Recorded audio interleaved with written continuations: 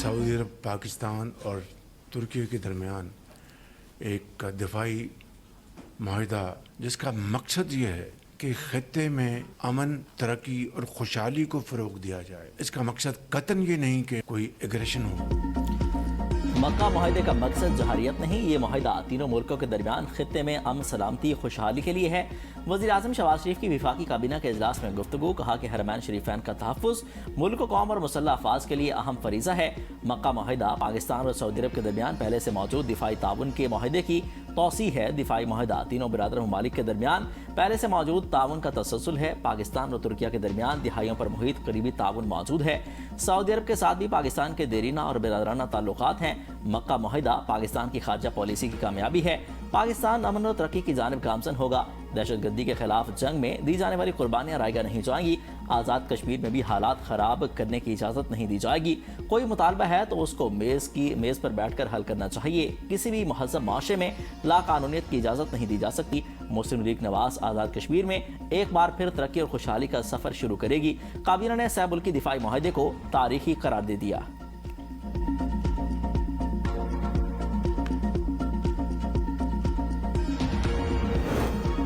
मक्का माहिदे पर पाकिस्तान ने ईरान को एतमाद में ले लिया। नायब वज़ीर आज़म इसहाक डार का ईरानी वज़ीर ख़ारजा अब्बास अराग़ची से टेलीफोनिक राबिता। इलाकाई और आलमी सूरत-ए-हाल, खित्ते में होने वाली ताज़ा पेशरफ्त और अमन व इस्तेहकाम के फ़रोग़ की कोशिशों पर तबादला ख्याल किया। इसहाक डार ने मक्का मुश्तरका दिफाई माहिदे के खद्दोखात से ईरानी हम मनसब को आगाह किया।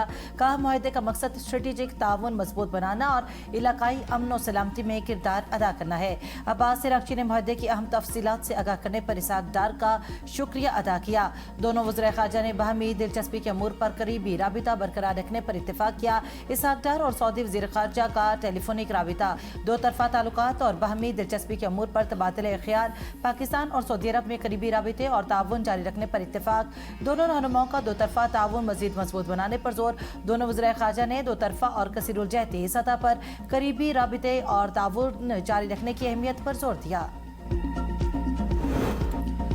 पाकिस्तान, तुर्की और सऊदी अरब के दरमियान दिफाई माहिदे से ईरान को कोई खतरा नहीं। तर्जमान ईरानी वज़ारत ख़ारजा इस्माइल बकाई का कहना है, अमरीकी सिक्योरिटी की नाकामी के बाद खित्ते में नए माहिदे हो रहे हैं। नया इलाकाई इत्तेहाद ज़ाहिर करता है कि अमरीकी सिक्योरिटी गारंटी काबिल एतबार नहीं। खित्ते के ममालिक जान गए कि सिक्योरिटी झूठे ब्रोकरों से खरीदी नहीं जाने वाली शय नहीं।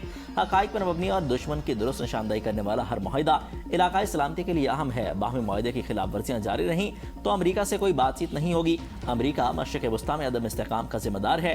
पाकिस्तान ने अब्बास अराग़ची और बाकर कालिबाफ को मुज़ाकरात के लिए इस्लामाबाद के दौरे की दावत दे दी। दोनों रहनुमा मुनासिब वक्त पर पाकिस्तान का दौरा करेंगे। पाकिस्तान ने अमरीका और ईरान के दरमियान कशीदगी कम कराने के लिए अहम किरदार अदा किया। ईरानी क़यादत पाकिस्तान की जानिब से सफारती कोशिशों को कदर की निगाह से देखती है।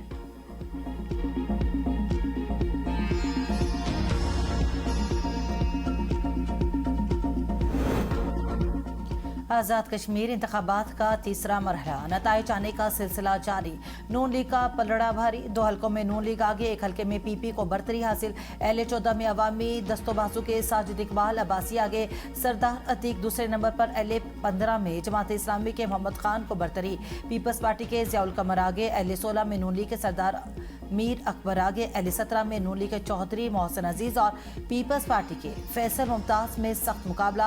आज़ाद कश्मीर कानून साज असेंबली की 45 नशिस्तों में से मुस्लिम लीग नून अब तक 24 नशिस्तों के साथ सरफहरिस्त। पीपल्स पार्टी 10 नशिस्तों के साथ दूसरे नंबर पर है।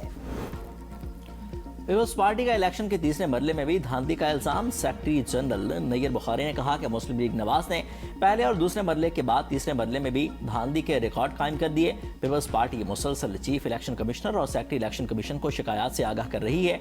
हर शिकायत पर कहा जा रहा है कि कुछ नहीं हुआ, सब ठीक है। पीपल्स पार्टी रहनुमा बलवशा खान शेरा रजा ने प्रेस कॉन्फ्रेंस में कहा कि आज़ाद कश्मीर का इलेक्शन तारीख का मुताज़ तरीन इलेक्शन है। धांधली की आड़ में कश्मीर में नई आग लगाने का प्लान है।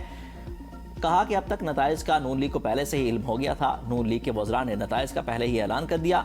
बिलावल भुट्टो ने कहा कि यह हसास इलाका है, धांधली रोकें, हम नहीं मानेंगे कि नून लीग के हक में कश्मीरी अवाम ने वोट दिया। अवामी राय का एहतराम ज़रूरी, वोट को इज़्ज़त देने के लिए धांधली का खात्मा ज़रूरी है। हर थोड़ी देर बाद उनके प्यादे सिंध हुकूमत का दुखड़ा सुनाते हैं।